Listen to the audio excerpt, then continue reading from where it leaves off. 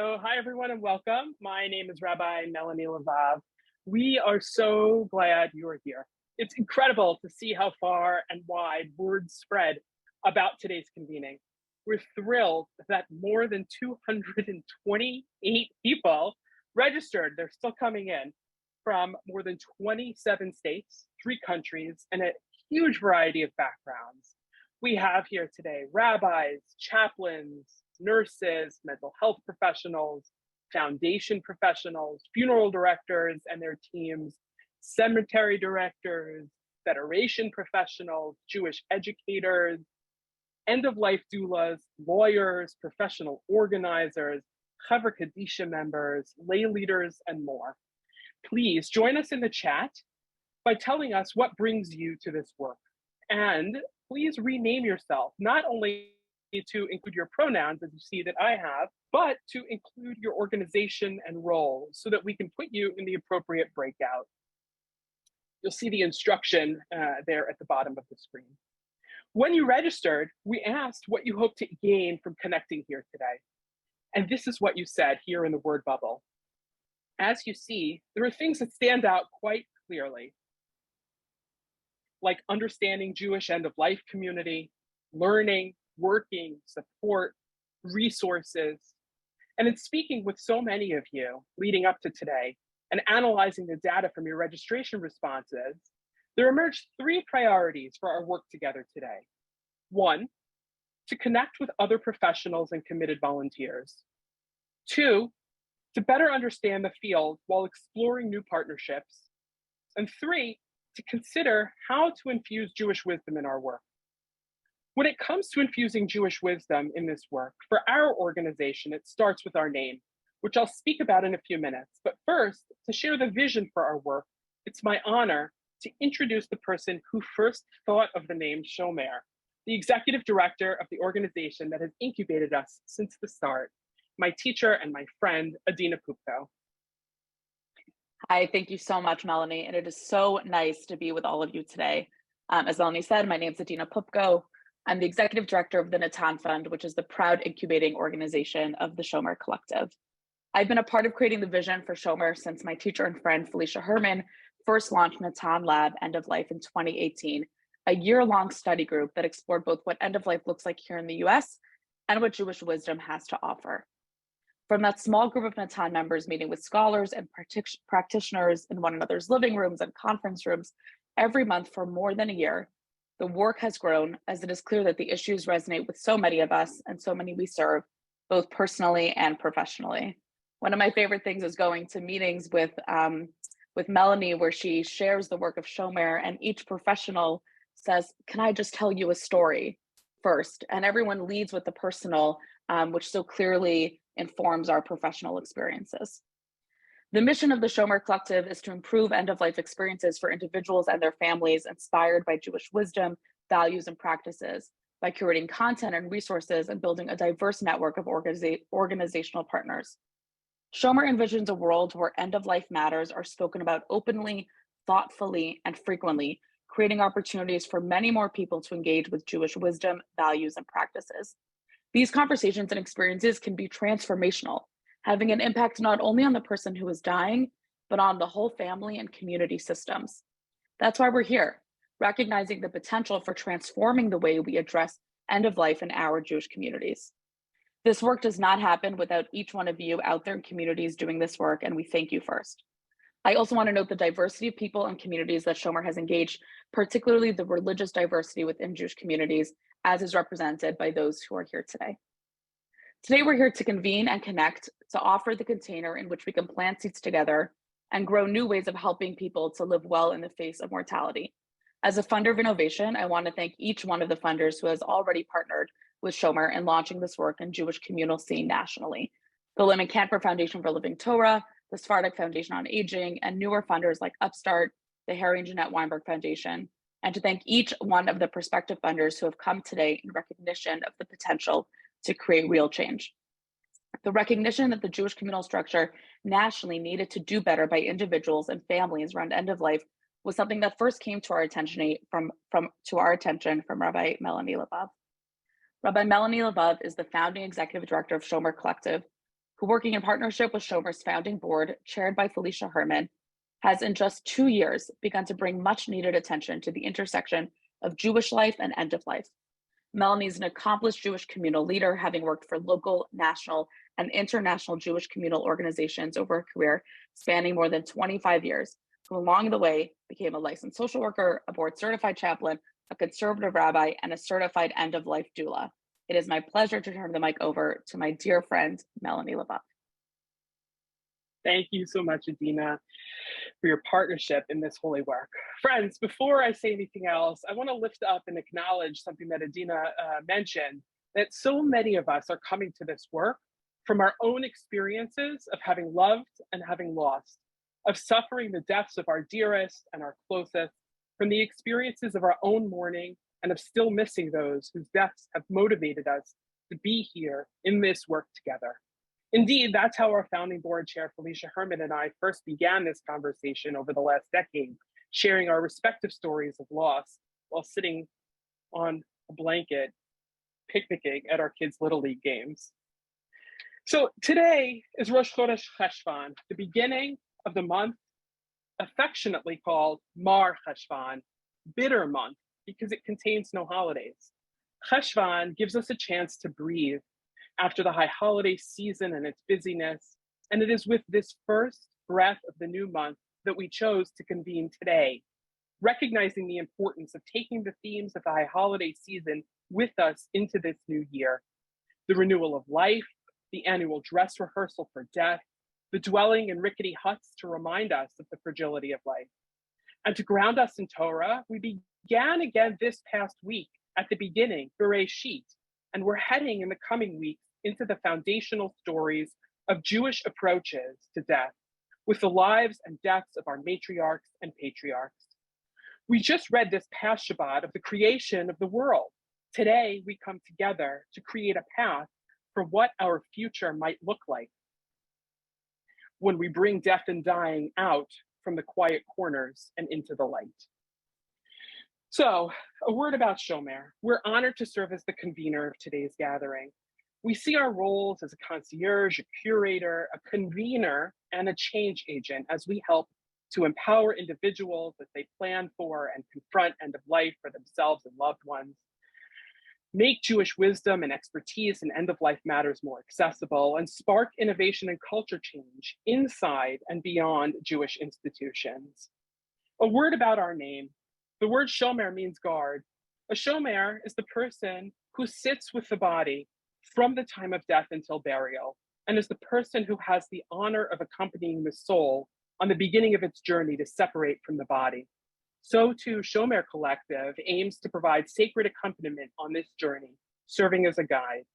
Collective in our name refers to the recognition that we're in this together, friends, that the collective work we do and the new ways we will come together is what will make the difference in helping more people in our communities to live well in the face of mortality, guided by Jewish wisdom and tradition. So why are we here today? It's pretty simple. Too many families end up in crisis around end of life. This is not a statement about numbers, about what percentages or how many families, but rather about how we might understand the quality of end of life services and experiences. We asked you in your registration form why you thought this happened, and you shared. You see it here, lack of planning in families, not making the time for the conversations about what matters most. Here's what you said, some quotes. Too many families end up in places that might be different if we speak about, if we plan for, and if we confront death and dying early and often, normalizing conversations that can reduce fear. That's the problem as we see it. And so here are our intentions for today. First, to ground our time in the Jewish wisdom that supports this holy work, and to recognize that we're part of something bigger than ourselves. Next is to connect to other professionals and lay leaders who are doing this work alongside us. And last is the intention to generate ideas, to spark innovation for our own holy work, and for future collaborations to contribute to achieving our collective vision for a better future. Our aspirations for today, these are the values we ask you to hold in mind throughout our convening. First, presence. Be here, show up now. If you're here, try not to be elsewhere, just for the time that you're here, on 3 different windows and devices. You know how it goes. Kindness, self-explanatory. All voices are welcome. Please be mindful of how much you're talking and make space for others in our small groups. Centering the future. We're not here today to bemoan the broken healthcare system in this country, nor to explore how we got to where we are. We're here to think ahead to a time and place in which things are different, better even, however we might define that. Today is about planting seeds, the fruit of which we may never see in our own lifetime. It's not about solving all the problems. And most important, this is a beginning. So here's our agenda, which we sent to you in email as well. If you want to look back at it at any time, it's in your email. Following our keynote speaker, we'll have 2 opportunities to talk in some smaller groups, separated by a short session in which we'll hear from 3 partners doing innovative work on end-of-life issues through very unique approaches. As a reminder, some of the logistics for today. We also remind you to use the bulletin board we sent you a link to in the confirmation email. That's the Jamboard if you want to put up some requests for help, for networking, or make some offers for the same. And now, finally, it is my great pleasure to introduce today's keynote speaker, a new friend of Shomer, introduced to our work by my colleague and partner in this professional sacred work, Samantha Zellman, Shomer's Director of Partnerships and Programs. Thank you, Samantha, for all you've done to bring us here today and for connecting us with Ari. Ari Wallach is a futurist and social systems strategist. He's the founder and executive director of Longpath Labs, an initiative focused on bringing long-term thinking and coordinated behavior to the individual, organizational, and societal realms in order to ensure humanity flourishes on an ecologically thriving planet Earth for centuries to come. Ari is the author of the fabulous new book you see here on your screen, Longpath, Becoming the Great Ancestors Our Future Needs. He was the founder, you might remember his name, co-founder of the 2008 presidential initiative called The Great Schlep with Sarah Silverman. Ari cares deeply about the Jewish people and about our Jewish future. If you've read his book, you know how very Jewish a book it is, starting with the page even before the table of contents, on which Ari shares the Talmudic story of Koni and his carob tree, grounding his vision for Longpath in the wisdom of our tradition. Ari's book also is very much about death, recognizing that the denial of death, a human condition, drives so much in our society. He writes, "We want to acknowledge death so we can live in alignment with what we care about, so that the impact of our life reverberates in space, and most importantly, in time. You only live once, changes to your life is bigger than you." Friends, Ari Wallach. Thank you for having me. It was an honor when Samantha kind of reached out. I'll stop it. I'm also admitting people from the waiting room, so if I stop to pause, it's because sometimes I do that. I'm also co-hosting. Look, Samantha reached out to me not that long ago, and she said, "Listen, I read your book, and it's this extremely Jewish book, and so much of it centers around the work that I'm doing at the Shomer Collective." And I had to be honest, yes, as Melanie said, the book does have a lot to do with death, the death awareness, and how we think about the future. I'm going to jump into a minute, but it wasn't until the conversation I had with Melanie and Samantha did I realize just how Jewish the book actually was. Granted, it starts with a quote from the Talmud that I'll get to in a second. And so what we're going to do today in this brief keynote that then goes into a conversation, so I'm going to ask you to kind of put questions in the chat, is I'm going to give you a little bit of an overview of what the book is in a sense, because in many ways, the book isn't just a book, it's about a mindset, and the mindset that we need right now in this very moment in human history. And then from there, we'll kind of, Melanie and I will kind of go back we'll go into kind of conversation to fireside chat mode. So again, she has her questions, but I really want you to kind of take from my kind of opening remarks and add questions from there. I'm going to go into, we're going to see how quickly or how well we can do screen share. And obviously, I also want to thank the Natan Fund for really just kind of doing this and kind of bringing us together in this way. This is something that is near and dear to me. And so to that end, I'm going to go back, as most futurists don't do this. So I'm going to start in the past. So October 1993, which was about 29 years ago. It was, 12:33 a.m. and I was on the floor of my parents' bedroom in the Bay Area, and the phone rang. And I had a pretty good idea of who it was. So I answered the phone, and instead of saying hello, I just said, "This is his son." And many of you know what a phone call like this means.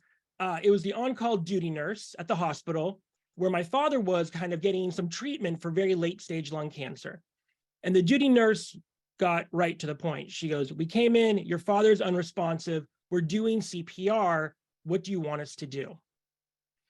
And so I turned to my mom at that point because I was home from college that weekend because my dad had been admitted. And I turned to her, I go, "What do you want to do?" And she goes, "Well, what's happening?" And I told her, and she just went silent. And I realized up until that very moment, we had actually, even though we were kind of faced very clearly with where this was going, we'd actually never had the conversation. And so I called a family friend very quickly who was a doctor, and I said, "Dr. Weinstein, what should we do?" And he said, "Well, you're at that point. It's time to let him go." And just then the nurse called back in, kind of on call waiting. And she said, "What do you want us to do?"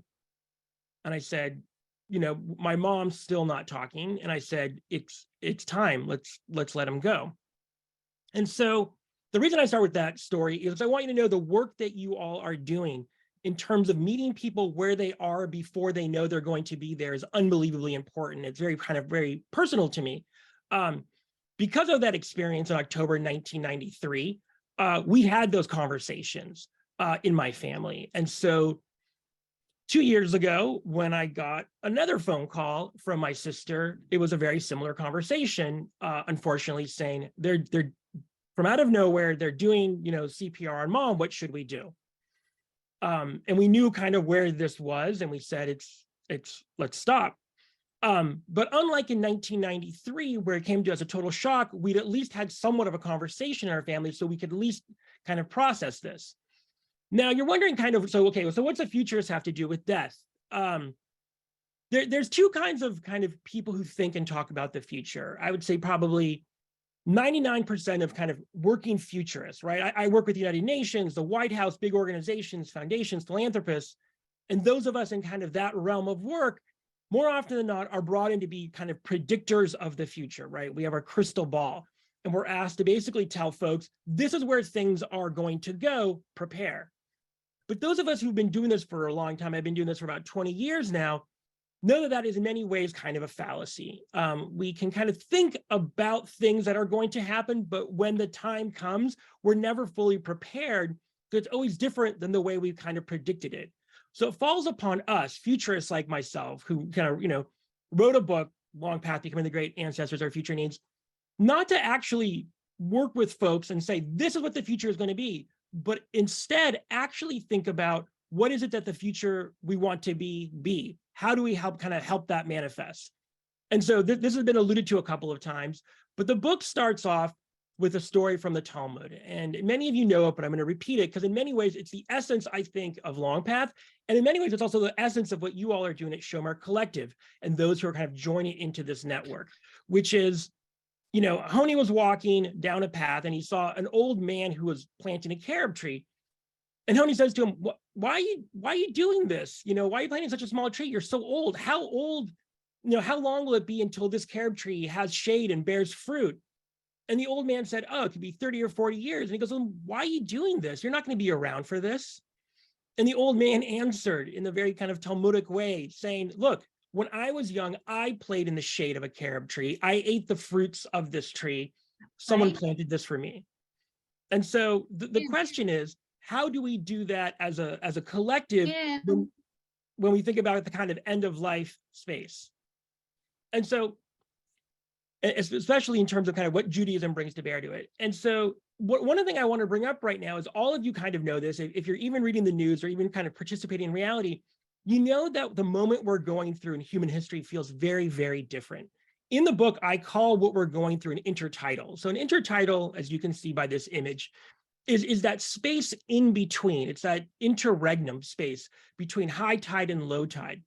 And as a society, we are going through that. And I won't bore you with that chapter of the book, but basically we've only gone through a couple of these over the arc of human history, right? From hunter-gatherer to the agricultural revolution 10, 12,000 years ago.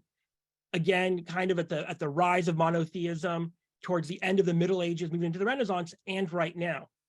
And so what's incredibly important to know about intertitles in general is that two things are happening. One, people freak out. That's not a scientific way of talking about it, but that's basically what happened. And we become very short-termistic. Now, I won't get into the politics of what happens during an intertitle, but more often than not, people will seek out strongmen or authoritarians or people with a very clear answer. What they'll also do is look for a way of kind of navigating this moment. And again, there will be many answers and many ways to do it. But what's important to know is there are ways to navigate an intertitle. And that's the kind of futuring that I bring in this book. And that's what I want to put out there for this conversation, both for right now and with Melanie, but throughout the rest of your day when we think about how do we center the future. And so I'm going to give a very abbreviated version of the book, because basically Longpath is an applied mindset. It's a way of navigating this very specific moment. It's made up of 3 parts: futures thinking, transgenerational empathy, and telos-aligned action. So first, we're going to go into futures thinking. And again, this is really meant to be a primer for what you'll be doing the rest of the day and as Shomer Collective kind of grows.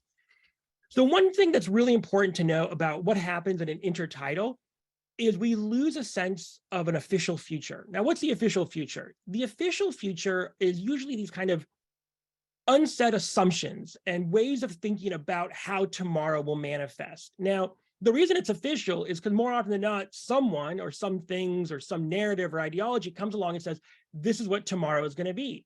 Now, we've been living in an official future that's very kind of techno-utopian or technology-centric, and says what tomorrow will be, what the future will be, will come about through the rise of technology. That is what is going to help humanity progress.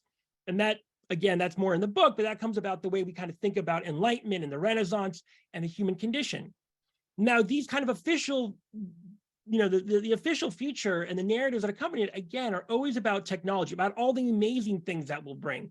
But those of us who are living through an intertitle look around and we say, well, maybe the technology isn't that great, right? So on the one hand, science has given us great advances in medicine. On the other hand, it's given us social media and it's given us things that are kind of tearing us apart. At the kind of lowest point, what it does is it gives us these visions of tomorrow that make us afraid. And so if we think about where we are as a country, where we are as a people right now, we're very much focused on what we don't want as opposed to what we do want. And so you see in this cone, this is what futures call a Voros cone. And the reason I'm kind of putting it up so you can see it is it gives you an idea of how we think about the future when we're planning out futures. So you can see in the very kind of inner circle, if there's today moving forward to what we call the official future. But our role as futurists, and what I hope you all will do today, is not just look at the official future as it's been laid out by our parents or by society or even by religion in some ways, and expand that cone to what we call examined desired futures. Why?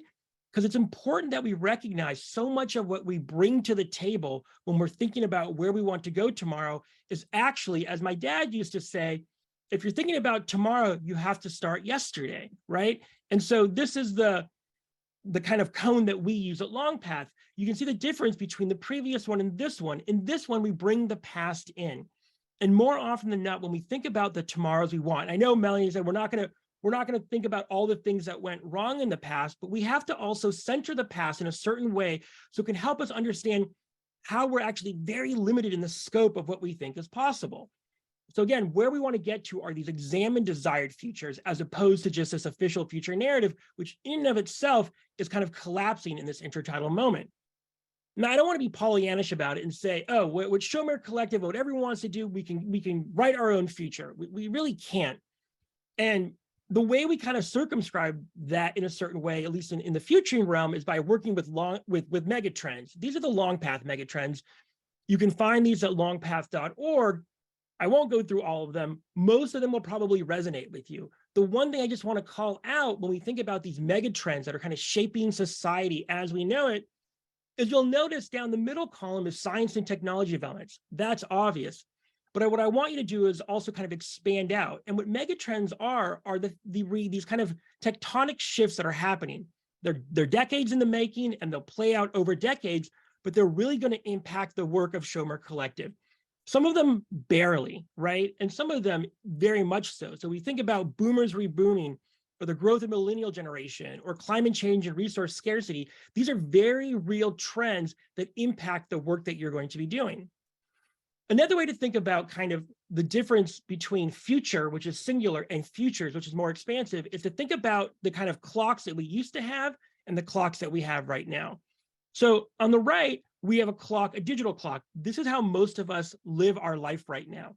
It's kind of just like in the present. And I don't mean in the Buddhist present, I mean right now, where the only thing that's happening, there is no past, there is no future. And that digital way of living is fine to a point, but what it does is it eradicates a sense of time and temporalness. So if you look at the analog clock on the other side, you not only see what time it is, but you see a much larger pattern and a much larger rhythm to the day. Unbelievably important as we move forward is to center the future, but recognize that it's across what we call a temporal spectrum. So the next one is transgenerational empathy. And I know I'm going fast, but I was given a time limit. But in transgenerational empathy, I think in many ways, this gets at so much of what we're thinking about as Shomer Collective and today. So I was raised, as many of you were, on kind of this Western mindset where we kind of center what the good life is and the work that we have to do in the world between these two things called birth and death. And we like, if you go to the self-help book section or prescriptive nonfiction in the bookstore, every book is going to be about how to live the good life, how to be a stoic, how to be your best self. But almost every book that you're going to see is going to be centered between birth and death. It's my contention, as Melanie brought up, that is a major roadblock in allowing us to think about the future, and especially the far future. Because to think about the far future requires one very specific thing, which is thinking about our own death, our own mortality. And so the second slide is how we think about these bigger issues at Longpath, these bigger issues that we're working on now. These are macro, but they can also be very micro. And you'll notice there's now a much stronger overlap. And in the thesis that I will make with the work that you're all doing in terms of end of life, yes, it's for those who are preparing to pass and their families, but as importantly, you are modeling a way of being and behavior that itself actually starts to move through time. So the work that you all are doing is kind of pioneers in this space. I know many of you have been doing this for 20, 30 years. And I don't mean to take away from that, but in this kind of way that Shomer is putting it together, as pioneers, you start to find a way that you can bring people in so they're not in the kind of traumatic crisis mode that I was in 1993, but you're able to actually have those difficult conversations for the family, for the folks that are going to actually be in the zone in terms of what we're talking about right now. But also what it does is it models a way of talking to kids and family members that they themselves start to pass on. And so again, we often see the Mobius strip, like, and this is kind of to go back to an earlier vision of kind of how do we work with the inner and outer life, right? The Judaism that I was brought in, and I'm a member of 3 synagogues for some reason. And so all of them, we often use this kind of Mobius strip that we want to work on the outside world, tikkun olam, we want to work on the inside world. And what I want to offer up is saying that is correct. But if you think about the work at Shomer Collective, it's about integrating these through a much longer chain, right? I think about the work that you all are doing in many ways, how I think about Passover and the Passover Seder, and how I have the youngest actually asking the 4 questions, and we're passing a kind of legacy on in that way. I think about the work in terms of kind of Jewish end of life, and in this space in that very same way. And so, look, not everyone can do and work on these major issues, right? I know Melanie and Samantha, they kind of have it from their point of view, but a lot of us are just doing work day in and day out. And so one Longpath is a way of kind of, in a macro sense, kind of lifting yourself up and seeing a bigger vision that goes back hundreds of years and forward hundreds of years. But what does that mean for what you need to do right now? So Buckminster Fuller, some of you will know who that was, a kind of famous architect, engineer, and futurist, was asked by the US Navy in World War II to help them with a very big problem. And the problem was the cargo ships were getting bigger and bigger, which meant the rudders had to get bigger and bigger. But the problem was they couldn't make hydraulics big enough to actually steer these giant rudders. So what he came up with was this idea called the trim tab. And as you can see, it's a very thin piece of metal at the end of the rudder. And what he found was if you just actually can turn that small 4-inch trim tab in the opposite direction of where you want to go, or in a sense, against the force, that actually swings the entire rudder around, and you can steer a very giant ship over a certain, over a longer amount of time with that small action. And so the term we use at Longpath is small action, great effect, SAGE. And so even when you're doing the work at the bedside, either then or afterwards or beforehand, these very seemingly small actions can have an enormous impact, not only on the individual and the families that you're working with, but in a much larger way for generations to kind of come. When those of you who have the book will know I have a book plate in the front of the book, and where I got this idea where you put your name and the date.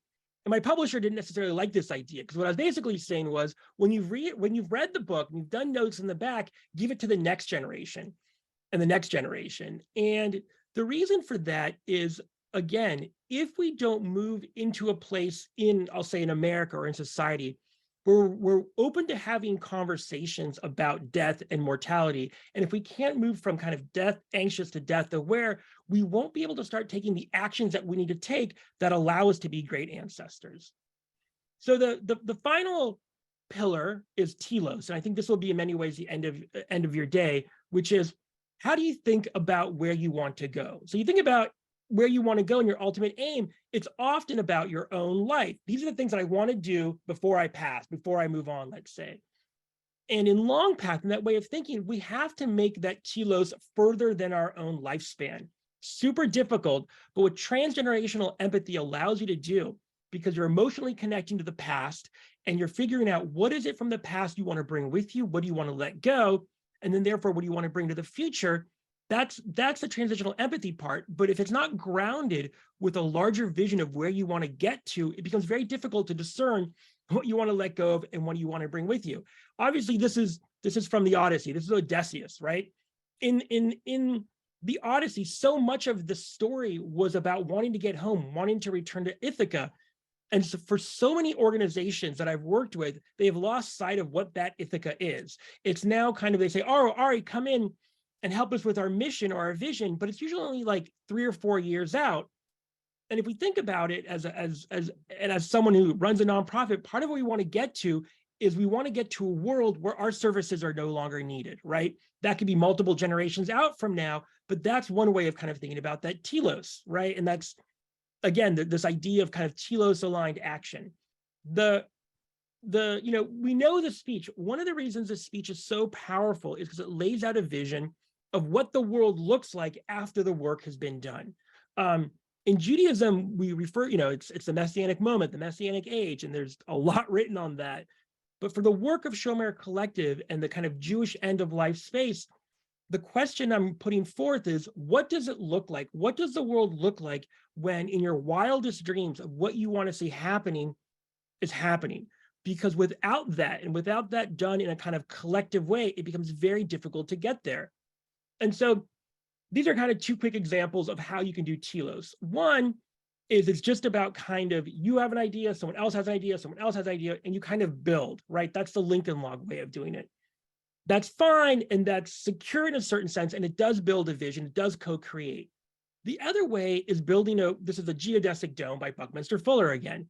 What makes a geodesic dome so unbelievably strong is that all the pieces are in dynamic tension with one another. So what that means is when we think about a telos, when we think about an ultimate aim or goal for this space that you all are in, it doesn't mean you always have to agree, but it means you have to be open to working with one another onto what that larger telos is.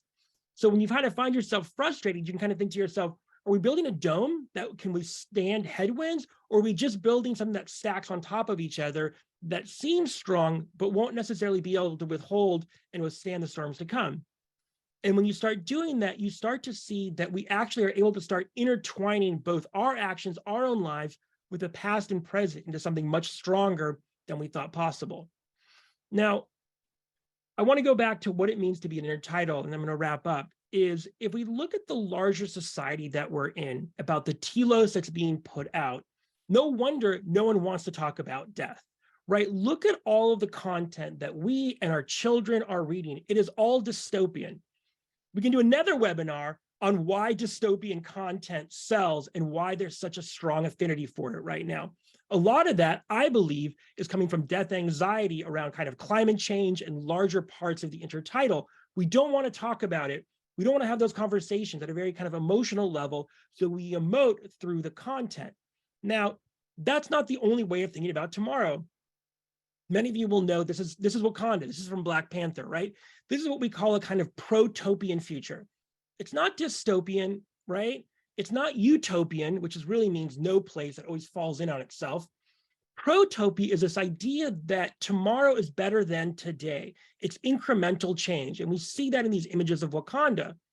And so the reason I put that out is as you move into these kind of ways of thinking about the futures for the Shomer Collective and the larger Jewish end-of-life space, don't aim for perfection. Think about a protopian visions of tomorrows that are better than today, right? We see that best in Wakanda.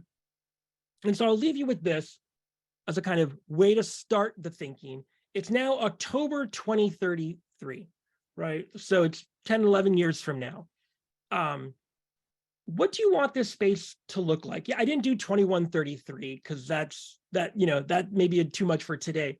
But just going out that far, if things go extremely well today, which I know they will, for everyone here, both for Shomer Collective and Melanie and Samantha and Atan and everyone who's kind of in the core of it, but everyone who's kind of joining us from around the country and around the world, if we're able to kind of work together and think about this kind of geodesic dome ultimate goal and aim, in October 2033, what does this look like? What is the, I'm not sure which, I was going to say the Jewish week, but if we think about, like, I opened up the J, the Jewish Bulletin in San Francisco, where I'm originally from, and there's a big story on this in the October 2033 issue. What is the story? What is the headline? What is that world made manifest by just the work that you started today? So I leave you with that. I hope there were some questions. I know Melanie is going to go into it. Again, if you can, get the book. If you can't, watch the TED Talk. If you don't want to do any of it, just think about what I said today. And again, you can go to longpath.org to see the mega trends and learn more. But again, thank you for giving me some minutes of your time just to give this overview. Sure. Thank you so much, Ari.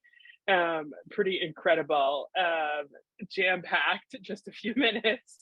I think it's going to take us some time to unpack. We have about 15, 20 minutes, friends, for questions, which you're welcome to send directly to me if you don't want your name attached to it, or put them in the chat and I'll feed them to Ari. I think we're too big a group for unmuting. Ari, one of the things you said early on was about the visions of tomorrow that make us afraid. I wonder if you can elaborate a little bit about what you said about the fear of death, and how we who confront that in folks and in ourselves might be aided by your work, and what specifically, in a user-friendly, simple way, you recommend we say to move through the fear to be able to get to the vision for tomorrow. So I think I'll answer that by flipping it, right? It's first and foremost, we have to start at a place where we're having conversations with either our loved ones or society writ large about what is the futures that we want? What do we want it to be once we are gone? Because what that does is it's what we call backcasting in the future in space, which is it allows people to see what are the steps that have to happen for that to be real. And people start to realize what has to happen is that they have to have that conversation about what is their legacy, what are the emotional and psychological heirlooms they want to pass on, as opposed to just the physical ones. And so an example of that is, after my mother passed away, we were thinking about who gets what artwork, right? We were having that kind of conversation in the family. And what we realized is as we kind of went into that usual trap, we kind of stepped back and said, okay, before we have that conversation, what are the things that our parents left us? What are the ways of seeing and how we see the world that were the most important that we want to actually pass on to our kids, and therefore my parents' grandchildren. And by having that conversation, we were able to then kind of step back and see the much bigger picture. So I think in a very kind of concrete way, the conversations to be had around the dinner table or the living room are about these bigger ways of seeing how we want to leave the world.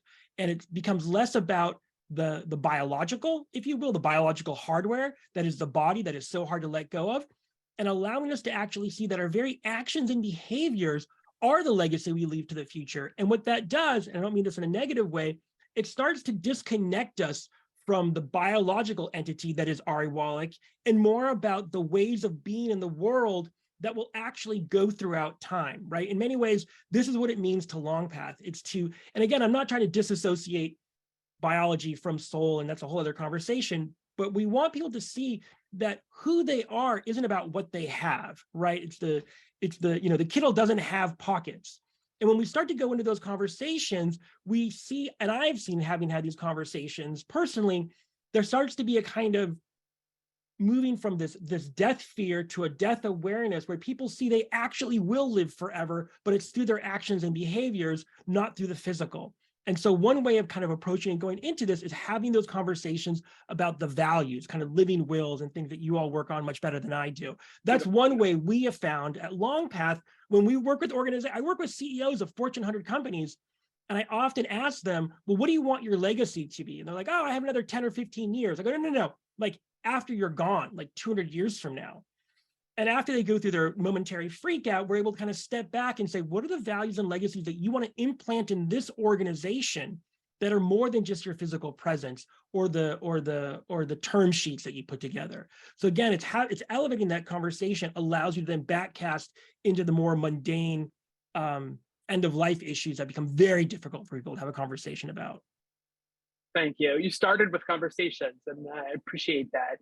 One of the things you said that I want to comment on and then ask the next question is about centering the past. And I appreciate your comment about that, the importance of centering the past. And I liken that to the centering of Jewish wisdom in the work that we get to do here in Jewish communities, in the way that the past, the way that Jewish practice has evolved is centered in asking the questions about the future. And so one of the questions we got was, death is related to grief and mourning. Death is not the end of a relationship. And there was a question about the lives of survivors without the beloved. And it touched me because it brought me back to our first conversation in which I was using the phrase end of life pretty quickly. And you said, hang on a second, what are we talking about, right? We're talking about the end of what, but it's not the end, is it? And is there another phrase we might use? So I wonder if you might talk about that a bit. Yeah, I use that in my remarks because I use that in what I was saying because you dance with the one who brought you. So I'm gonna use end of life, but I have issues with that, and I know I'm gonna get like attacked in the comments. But the issue that I have with end of life is it understandably centers the physical and the biological as opposed to something that operates at a much higher realm. And regardless of where you are in the theology of it and a bunch of other issues, it's my contention that if we center the biological, which is easy for me to say right now, but if we center that and we say the end of something as opposed to something much bigger that you're kind of a part of, that is a living legacy of those kind of emotions and behaviors and psychologies and positive patterns that you have modeled, you start to, I think, decenter that fear because it's now about something bigger than just this from dust to dust aspect that is so terrifying for folks, right? Because the question is like, the questions in the West that we often ask ourselves is, who am I and why am I here? Right, which I actually think needs to shift to who are we and why are we here, and then as we move closer to the end of our biological existence, it's like, why was I here, and did I matter? Those are the questions. And having been with more people than not who have passed, that seems to be what kind of comes up at the end in my own experience. And so if we can move it from end of life to something different and shows those kind of connected Mobius strips and places people in a deeper connection with the past and the future, I think we can move the conversation into a more comfortable space. So another question, is the space for teaching this framework at the bedside within the hands of social workers or with insurance brokers that you meet when you have children? How do we convince colleagues that they need to take on the mantle of introducing these ideas and equip them to handle the questions that will come with such a powerful introductory idea? Should it become as fluent in our vocabularies as workplace sexual harassment training? How can we do this without diluting the message? Look, I know there's several startups that may be on here who actually very smartly, I was looking at one of them. I won't necessarily say their name, but it was like, there was a plan. It was like 4 individuals, and then there was one for the workplace, which I thought was amazing, because they were basically selling it at the level of like HR software around, a lot of the DEI training and work you do. It's when if you can do something that goes so mainstream that the head of HR is paying a monthly fee for something, then I think you're doing it well, and it's a good thing, right? That's where DEI conversations used to be, right? No one would even, you had to I remember starting to do this work like 20 years ago, and it was nowhere to be had. And I think if we think about this 2033, where those conversations from what kind of medical interventions you want to have to what does your living will look like, and we're able to kind of mainstream that in a secular and non-secular way, I think we've won, right? That's one question. The other question is, when does that training happen? I think it's part of the first answer, which is, I think about my friends who've gotten MBAs, right? Kind of like whatever your feelings on capitalism are right now, like MBAs are the kind of the managers of the world, for better or for worse. I don't think there's one end of life course that they take in the MBA program. But if I was to kind of fund interventions, and a lot of the work I do is strategic interventions, I'd go right there. I'd go into the places. So it makes sense for insurance and for social workers. And I want that to flourish and that part to grow, but also to think about how do we put these into almost like mundane and banal places in society where it just becomes the default of what you talk about. I mean, prenuptials used to be like that. No one talked about it. Now everyone talks about it, right? And so in the same way, if you, for better or for worse, if you think about these conversations that you all are trying to have, that's what I think we want to do, is we want to push it into a place where it's going to take a few years, where it's just the default of a conversation that you have with your family, with your friends, with your coworkers, colleagues, and even supervisors, right? In one way or another, and we take it out of this corner where we don't want to talk about it.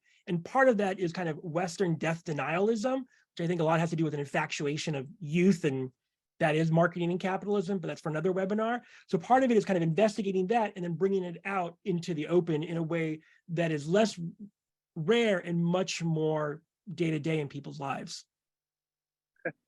Thanks. It lines up well with our contention that if rabbis and other clergy and secular officiants of marriages and partnering ceremonies spend a lot of time in the premarital counseling on how everyone's going to enter the relationship, and even the halachic prenup, right? Looking at Jewish law, and if the partnership has to be dissolved, how are we going to do that in an equitable way? That there's a piece missing there about, well, what if the partnership actually survives until death, and what's that going to look like?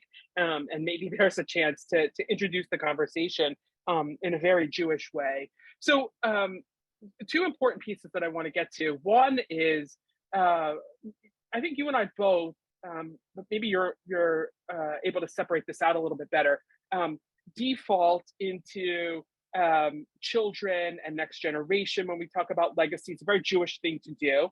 And in our work, we spend a lot of time with people who aren't partnered, who don't have children, who don't have biological family or even chosen family necessarily, through whom to continue their legacy post their biological lifetime. When we do advanced care planning work in Jewish communities, we talk a lot about solo agers, people who are aging alone, not connected in deep ways socially to other people in close geography. So I wonder if you might speak to that for a minute. Yeah, I was before I wrote the book, I was giving talks on Longpath, and a woman came up to me at the end of a talk, and she says, "Well, I don't have children. So like what does this mean I don't participate?" And I hadn't, obviously, just like there's a lifespan bias that I talked about that we center from birth to death, there's also that bias that I brought to the table. And I wrote about this a little bit in the book and saying how we pass on our legacy and our behavior. Yes, those that we most are going to impact are the people who are forced to live with us from ages 0 to 18, as my 3 children remind me all the time they are forced to live with me and hear conversations like this. That being said, our colleagues, where we work, where we volunteer, all the other places that we show up matter, right? When I talk about trim tabs and how we impact the future, like sometimes it's very big things, and sometimes it's literally making eye contact with the security guard who checks your ID at a building, right? And the reason I use that as an example is those kind of legacies that we want to pass on don't just have to manifest in our children. It can manifest in anyone who is kind of temporally in the same space as us at any age. So that's the way I think about this work. It doesn't have to just necessarily be at a kind of genetic level. Far from it. Okay. You bring up children, and I wonder how we talk about children and how we talk about what we're talking about with children. There have been some comments about this, questions, suggestions, but it's come up in a few different ways in the chat. And do you do futuring with children? How does it relate to Jewish end of life conversations? I'm just curious what you think about that. Yeah, so I think it's been announced. So starting in January, I'm going to be filming a new TV show for PBS called A Brief History of the Future. And in this show, I move back and forth between the present and the 2050s. And what I'm doing is I'm meeting with people who are helping build better tomorrows today. But obviously in the 2050s, we're going to age some of those folks. Part of how we're thinking about doing the show and working with PBS is we're actually going to cut up parts of the show, and it's going to go into 1.5 million classrooms. The reason we're doing that is because we want to teach at an elementary, K through 12, but really starting in elementary school, how people should think about the future. And very early on in that work, we are going to introduce the idea of far futures. And actually, I won't get into the details, but allowing people to kind of stack up themselves and other generations to follow. So again, the kind of Trojan horse in this is moving from a place where it's like, we don't talk about Bruno, like we don't talk about death. We actually see futures that go on beyond ourselves and start at a very, very young age. So we do teach kind of futuring to young folks. It's a program called Teach the Future.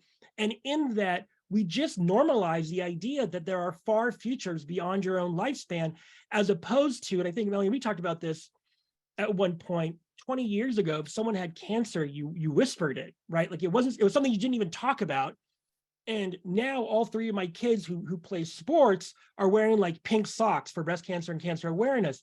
That's where I want us to get to when it comes to having conversations around mortality and death. Thank you. So we have a prominent medical ethicist here in New York City who says, I hear the point about end of life, but when I'm working with family members at the bedside, they're very much centered on keeping the physical body of their loved one in this world. We have to meet them where they are. How do you, get to the more immediate stuff? I was thinking when you were talking about small action and great effect, right? It feels like the great effect is the futuring part. It's thinking beyond our lifetime, but we're living in the small effect part when we're standing at bedside and the loved ones want nothing more than to keep the person alive as long as possible. Yeah, I mean, so let's recognize, going back to the Honey story, that's a chunk of what I'm talking about. We start doing now for people that may be years from the deathbed, right? So let's recognize we have to start planting those seeds right now. Look, I'm in a room of experts who do this day in and day out, and my wife, who's a trained social worker, always says you got to meet the client or the patient where they are. Don't expect miracles right away. So my answer to that, I'm not going to have a magic wand and say, oh, here's what you should say so people can disconnect from the violence. That's not necessarily going to work for everyone, and you have to meet people where they are.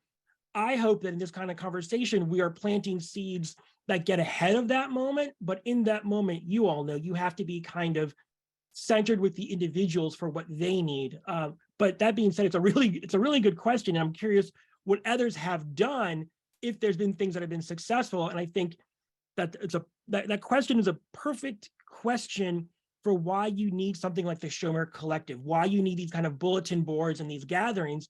So different people who have come up with different ways of dealing with this in Topeka can talk to the person in New York, who maybe someone from Miami has an idea. And so I think with that question, you kind of anyways kind of summed up why I'm so excited that Shomer Collective actually exists.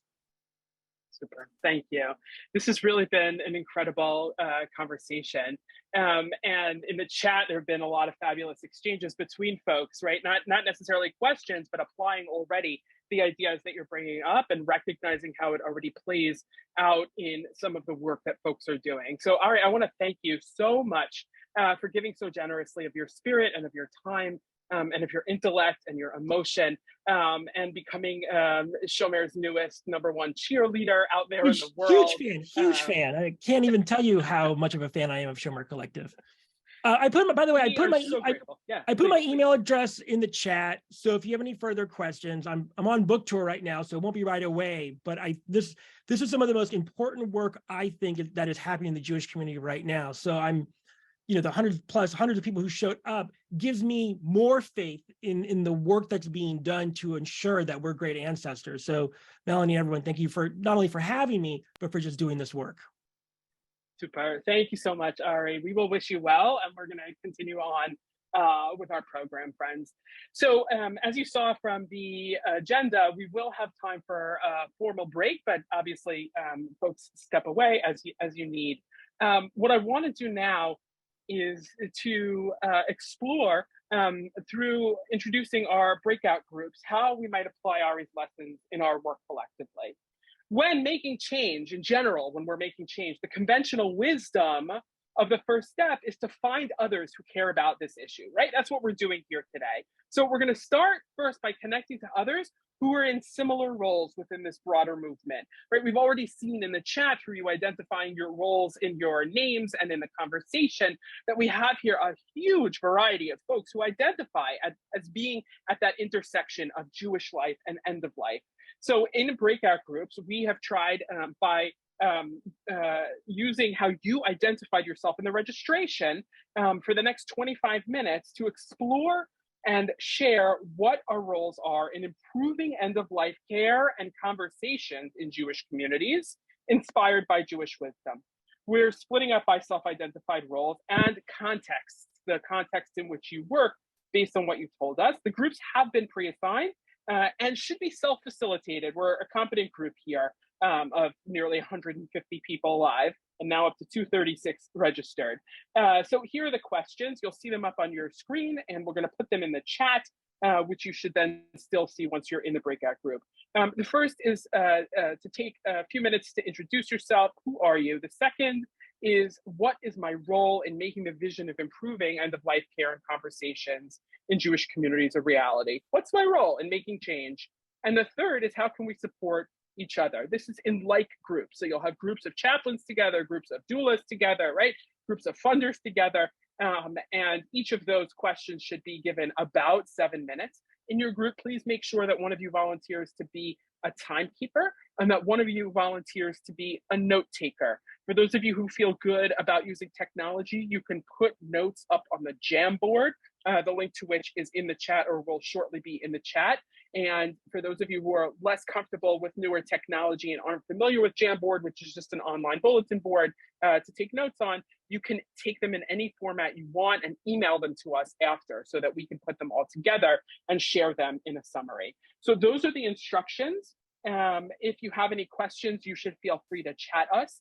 And I am going to welcome everyone to accept the invitation to join your breakout group that should be starting in the next few seconds. So welcome back, everyone. You might want to connect further with some of the people in your breakout. You can chat them and invite them to join you during the formal networking part of our program later today. The last session of the convening today is designed for networking, or please use the chat to exchange contact information and to follow up later. For those of you who opted into our directory, your contact information is available there as well. And I'm sure Samantha has already put the link to the directory there in the chat. So I want to invite you in the chat to share a highlight or something inspiring that you heard from your small group conversation, so that the rest of us can begin to get a taste of what else was being spoken about. No names necessary. You don't need to use anyone else's name but your own. And the questions there in the chat was a highlight of your conversation or something inspiring that you heard. And I will read out a few of the responses. I got some private chats already about how great the conversations were, and how much folks are loving it. Ken, thank you for sharing that there were great questions and ideas. Anyone else want to share, please feel free to message us anything you want to share. So we have a member of one of the doula groups sharing that our groups seem to be perfectly symbiotic. We fit together like puzzle pieces and just need to actually collaborate to help each other in the areas we need to help bring end-of-life conversations to the mere mortals, as someone said. A Jewish end-of-life doulas would like to network. We're on it. It's definitely one of the next steps. Looking forward to helping to convene folks who have become certified as end-of-life doulas or have curiosity about end-of-life doulas, and doing that work within Jewish community contexts. Two important points. Thank you, Rabbi Yafa Epstein. How can Jewish wisdom be helpful in having these important conversations? And also the difficulty we're all experiencing with having difficult conversations in general. Yes. And receiving affirmations on working with children and teens through art and nature, right? This isn't only about spoken word conversations, definitely using other ways of getting the work done. Importance of being in community with each other to foster collaboration. As a Jewish woman of varying backgrounds, how can we as doulas support and educate people in larger groups as well as smaller gatherings of friends and families? Would like more information about solo agers, more specifically, how can the wisdom of women be passed on? And the importance of normalizing these conversations across the whole life cycle and across generations. Rena shares, we talked about the challenges of being paid to do very important work of end-of-life education. So we have a number of folks who are entrepreneurs, solo practitioners, hanging out a shingle, offering their skills and their wisdom. And we know folks inside of our communities who avail themselves of things like geriatric care managers and going private when public isn't necessarily enough or isn't available. A question from Lindsay, what's the role of non-clergy, lay-led chaplains in hospitals, communities, elder care, and elevated and strengthened, how to elevate it and strengthen it and prioritize it, right? Not all chaplains are ordained clergy. We have many qualified volunteers who have been trained to sit vigil in hospitals and healthcare settings. Toby from the hospice group, we had similar feelings about the importance and ethical considerations attached to informed decision-making as a best practice to allow a person's wishes to be carried out. Stephanie, thanks for sharing that we all do similar work, but identify differently. That's one of our successes today. I hope you see it that way as well, that so many of us are coming at the work of end-of-life care and conversations from different directions, from different professional backgrounds, from different personal orientations, certainly geographically, denominationally, Jewishly, and yet what we wind up doing is similar in so many ways. So we appreciate everyone sharing in like groups to be able to elevate some of that work.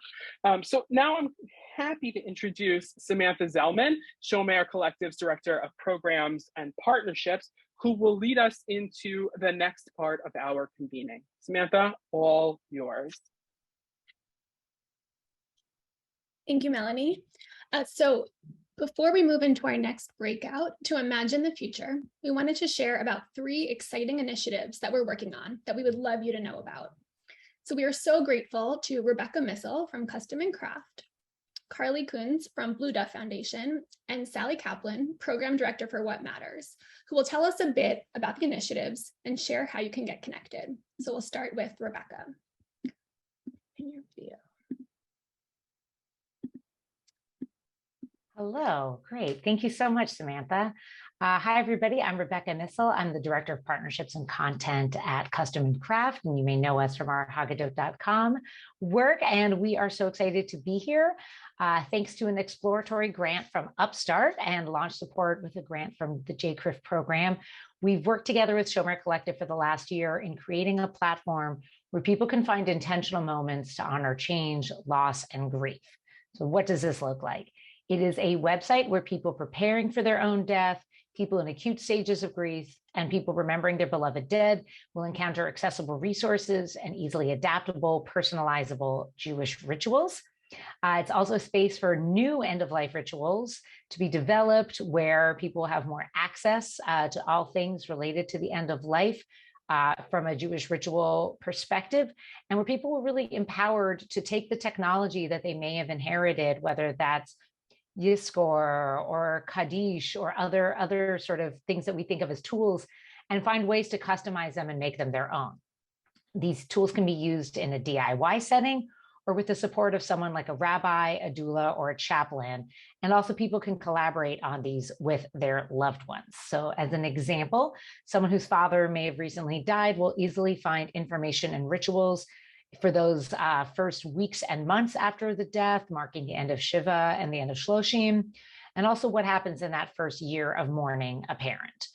Similarly, somebody creating an ethical will can find templates to ritualize how they share the plan with their family, so that it becomes more of a moment for connection and not something to fear. This platform will be integrated into our broader network of ritual making spaces focused on different life cycle experiences and holidays. And we're just really excited to bring values of accessibility and inclusivity in comforting the mourner and encouraging the use of technology and ritual to meet people's needs, because we know that there isn't always a lot of places to go for help, especially that's Jewishly informed help, and that people can miss the opportunity to confront death in ways that add meaning. And we are, just like I said, so excited to have been collaborating and continuing to collaborate with Shomer Collective on this project. We are looking to launch in spring 2023.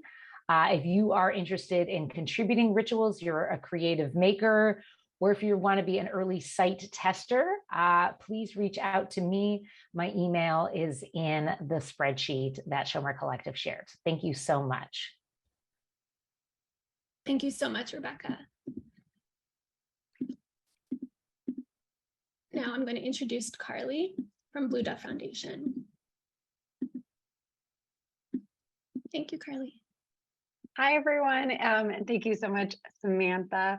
My name is Carly, and I am the Director of Education and Programming at the Blue Dove Foundation. And thanks to a grant from Upstart, the Blue Dove Foundation and the Shomer Collective are working together on resource guides, workshops, and thought leadership about how to support individuals and communities through traumatic death. So we're in the process of creating two distinct resources that pair together. One that focuses on individuals that they can use to support themselves in processing traumatic death of someone in their circle, as well as how to support grievers inside of the circle. And then a resource that also will guide professionals who work in Jewish communities to support grievers and their communities in processing traumatic death. Both of these are guided by and grounded in Jewish wisdom and also an understanding of trauma and how it impacts our mind and body. So the goal really is to help reduce the stigma and shame around trauma that is caused by an unanticipated loss, and which can lead to mental health challenges. And so what we're hoping is to sort of create a space so that we can think about how do we help people stay connected to their Jewish communal life, and how can we be an active support for them and for ourselves through these processes. And so our hope is by supporting professionals and individuals in educating themselves and feeling confident in the context of trauma, that we can create more vibrant and resilient Jewish communities. And this is really inspired by the Jewish wisdom that reminds mourners that they are not alone.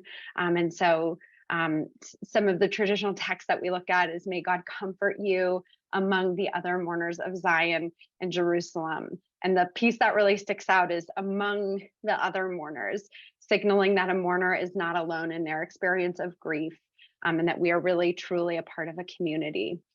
So we would love the partnership of everyone here in sharing this resource with our respective communities when we launch it in early spring 2023. Lots of good things coming up in the spring. We also are welcoming and looking for feedback from professionals this fall and winter as we begin to finalize our resource. So if you are interested in looking at this and providing that feedback before the resource is finalized, please reach out to me or to the Shomer Collective team to learn more about how you can get involved. And we are just so grateful to be doing this work with the Shomer Collective and this community at large. So thank you so much. And yes, the resource will be available for non-US communities. It will be available for everyone. Beautiful. Thank you so much, Carly. Now I'm excited to introduce Sally Kaplan, What Matters Consultant.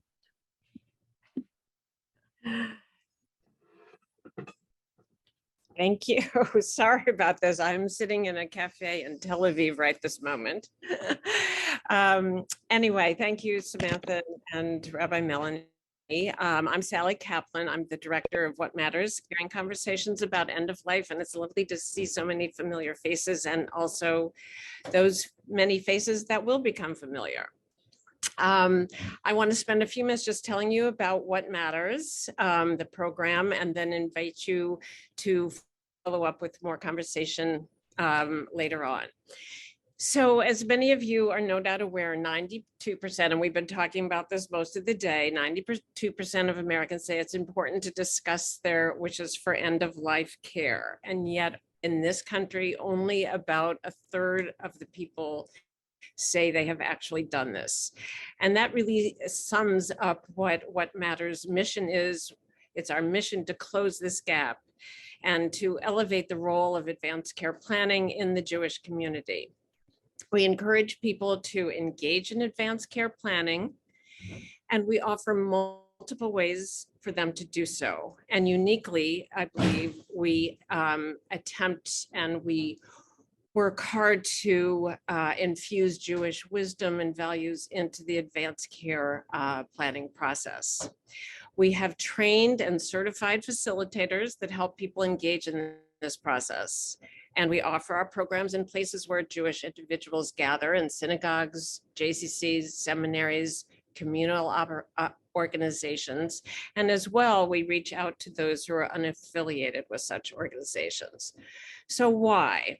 Planning ahead and having conversations about your goals, values, and wishes, not just about your biological end of life, as we spoke about earlier,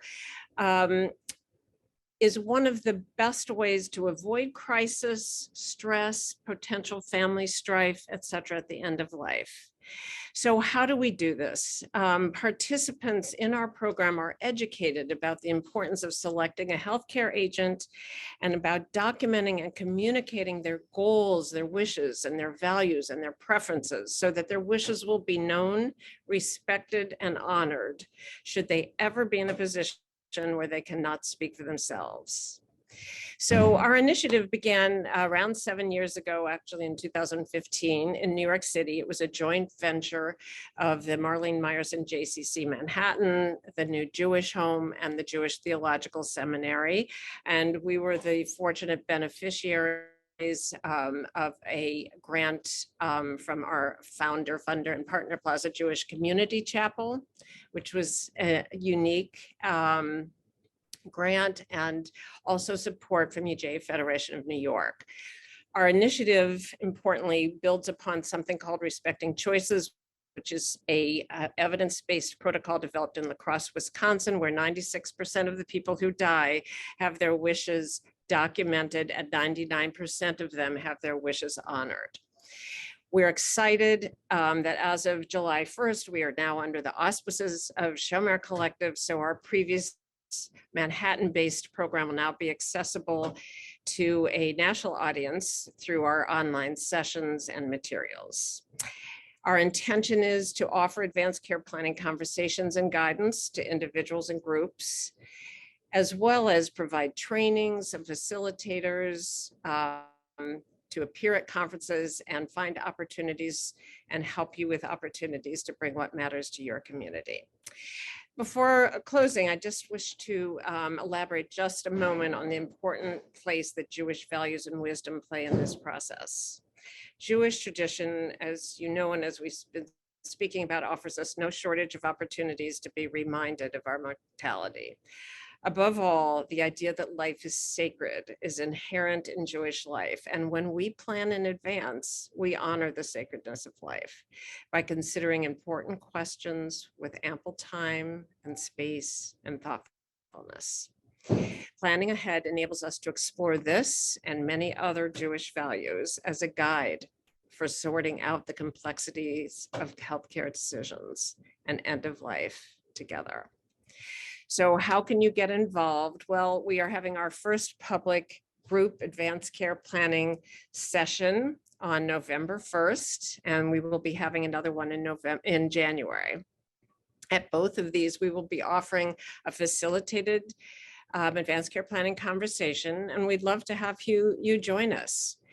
And beyond this, there will be more information forthcoming about the ways that you can connect with us, the ways that you might want to become a trained facilitator of advanced care planning conversations, and ways in which you could bring what matters to your community. And in the meantime, if you'd like to learn more, please feel free to reach out. Thank you. Thank you so much, Sally. So now we're gonna, I want to just thank everyone so much for sharing, and please reach out to them if you'd like to learn more, and stay tuned to future communications about getting involved. We also wanted to give a shout out to our partners at Reboot Death Over Dinner Jewish Edition.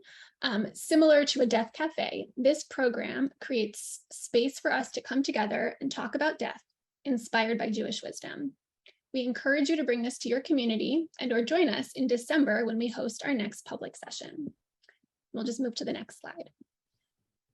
We also want to appreciate our friends at Kavod B'Nichum who are working to elevate Hevra Kadisha, the Holy Burial Society, and help more folks get involved and learn about it. Their website has great resources, and on our website, you can watch a recording of the program that we did together last month. We are also so thrilled to see so many doulas here today, and we'll be reaching out about setting up focus groups to explore what the role of death doula is in Jewish end-of-life practices, and to support you in creating your own Jewish death doula group. We are also so grateful to so many of our partners who are here today, who are allies in this work with us, and were so instrumental in spreading the word about this convening. You can see the full partner list on our website. Thank you. We are also always looking for more partners. So if you're an organization that wants to partner, please reach out. We also invite you again to check out the bulletin board and the directory where you can connect with each other directly. So before we move into our formal break, I want to introduce the breakout that we'll be doing upon our return. We'll move to the next slide. Now is the opportunity to imagine the future. So for this next breakout, we'll be in self-facilitated random breakouts to explore 2 questions, which you'll also see in the chat. We'll take about 3 minutes for quick introductions, and then about 8 minutes or so per question. So the first question, where are the key moments or places where change can happen? And the second question, where are the opportunities for collaboration? So this is our chance to really imagine the future, as Ari challenged us to. And we invite you to assign a note taker and a timekeeper. The notes can go in the Jamboard, or they can be emailed to us at hello@shomercollective.org. And thanks, just checked my email and there's tons of great notes from the last breakout. So thank you all for sharing notes that we'll be using in the post-convening plans and thought leadership. So the breakouts will start at 2 o'clock p.m. or 11 Eastern time, 11 a.m. Pacific. So that's in about 13 minutes or so. Feel free to turn your cameras off and stay in the Zoom, and we will see you in 13 minutes. Some aha moments that you've heard.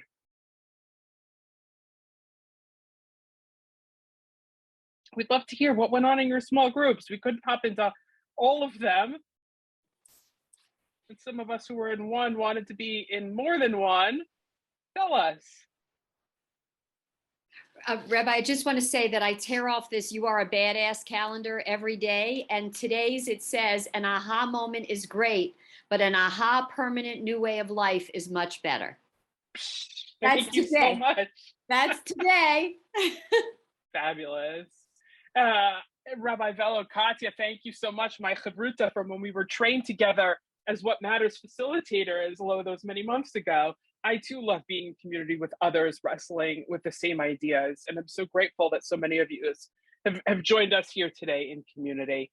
And aha moment from Sherry, our friend from New Jersey. Curriculum exists to engage teens in discussions around death and dying. We would love to help share those things with those who need them. Rabbi Wiener from Miami, my aha moment was starting a conversation around repurposing holidays, Hanukkah, Tu B'Shvat, toward growth, Yizkor holidays about gathering and harvesting. Rabbi Kerber, as the current chair of our local board of rabbis, I can help be a conduit for collaborative opportunity. Rebecca Missel, brainstorming family level opportunities to discuss around the Jewish calendar. More places to put information out at funerals. Can someone please share the badass calendar link? A request. We need to find unaffiliated Jews and show them there are rituals and offerings they might find useful or comforting to then engage them in end-of-life conversations. Board of Rabbis education.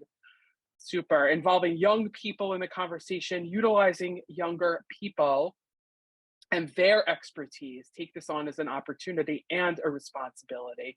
Building on rituals of the past to bring into modern Jewish life. An aha moment, youth and children have been raised serving elders who have not had these conversations, creating ways to do that. Summer camps, love that. Reminder, I shared an experience I had as a funeral director. Here's Amy from Brooklyn lecturing on funeral service to the entire class of medical residents at a hospital. They wanted to know what happened to deceased patients and grieving families upon leaving the hospital. More talk like that is needed. Our communities need to begin conversations about how to serve the needs of trans individuals around death. Here's a form we created at CDST, the completion of wishes for healthcare at end of life planning, 7 documents to have and decisions to make. Elder hostile education, the importance of being willing to grieve in public ways and normalizing grief as nonlinear. Great. Finding openings to talk about end of life at other life cycle events. So much opportunity to weave different resources together. How might we make it easy to navigate all the different organizations and projects and tools that already exist to help support people for the long term and prepare people before there's a need? Retreat centers. Thank you, Tzora August, for that. We have on our ever-growing list of great ideas that have yet to happen, immersive experiences around some of this work. I shouldn't say it hasn't happened. The good folks in the Bay Area have done some work around this from the COVID Grief Network and younger folks. I want to point out on the age thing that we are a group that contains multitudes and folks from many different decades and years of experience and new to the work. And we are excited about that, about the ways in which there's a recognition that end of life isn't equal to aging or being over a certain age, and that this is work that needs to be done at different stages of life and not only in certain age bands. And it feels like from the chat and from the conversations that's already emerged as a given, which gives me great hope. So I'm going to move us into the next and last part of our convening today. Let me share my screen. Please feel free to continue sharing. So this is a beginning for us as a collective, as a community. We invite you to please share your feedback. You'll receive a formal evaluation form from us, and we are already getting lots of informal feedback in emails and text messages and social media messages. We welcome your feedback to help us to continue to plan for what might come next. Lifting up your work is important, and we need to figure out how we can better band together to help more people, to elevate the collective work that we're doing and helping people to live well, knowing that tomorrow is never guaranteed. So here are some more next steps. Please explore the Who's Who directory and follow up with someone you met today. Attend and share upcoming opportunities. Sally Kaplan mentioned our upcoming What Matters, Caring Conversations about End of Life, Jewish Advanced Care Planning Program on November 1st. Connect with us and with our partners about shared end-of-life ritual site or the Grief Trauma Initiative. Connect with a Chaver Kadisha in your community. Join future gatherings, starting with a group that's emerging, Jewish Death Doulas. Stay tuned for a date and a Zoom link for that. Share highlights about today. What did you learn today? What are you walking away with? Share that with your colleagues and friends. When we send out what we'll be sharing from the recording today, we invite you to forward that email on to people you know, people in positions of leadership who can join with you to create change in your communities. Follow us on social media. You can find us on Facebook and Instagram most readily. And before we move into our last session, I want to express my profound gratitude for all of our facilitators, all of our participants, Shomer Collective's board of directors, and of course, our funders. You have been incredible partners in helping us to get to where we are today. And we need only turn to the holy books of our Jewish tradition to find a wealth of wisdom to remind us of the vital importance of our collective work. Indeed, the rabbis grappled mightily with unknowns about death. And from this, I'm reminded of the words of Rabbi Eliezer in the Talmud, who said, "Repent one day before your death." To which his students responded, "But how? We don't know when we're going to die." From which we understand that we might do well to live a life in which we're always paying attention to the fact that we're mortal, not in ways that stop us in our tracks, but in ways that support our thirst for life. And so with that, we invite everyone in the last 25 minutes or so to move into breakout rooms for the last time today to continue these conversations. You can choose a room topic, or you can create your own to have follow-up conversation. I think the room topics will be shared in the chat. And in this open space, we invite you to move from one topic to another. The only rule here is the law of 2 feet, not literal, but figurative here in Zoom land, that if one conversation isn't happening in a room that you're attending, feel free to get up and move to another room. Some of the potential topics based on responses that we received in planning for the convening include the Longpath, becoming the great ancestors, our future needs, if you want to have some future discussion about that, further discussion about that, doulas, chaplains, rabbis in synagogue life, advanced care planning, funding the field, Chaver Kadisha, hospice, funerals and cemeteries, greening the end of life, medical aid in dying, alternative burial technologies, grief and mourning, end of life rituals, and education. You see here on the screen, here's the list of the topics, and you will have the opportunity to choose it. The instructions are there at the bottom of the screen for you. First, you're going to look and click on breakout rooms, and then you're going to click on join. The list will appear once you click on breakout rooms, and you choose which one you want to join. Once the breakout rooms open, you need to press the join button in order to get into the room you'd like to be in. Please chat to us if you need any help at all. We will be here in the background and I will be coming to join the groups. We are set to close officially at 3 p.m. Eastern Time, 12 p.m. Pacific Time, but we will leave the rooms open until 15 minutes after the hour for those who wish to go a little longer with your conversations. So thank you everyone for joining us today. We look forward to continuing the conversations, and now we'll move into breakouts.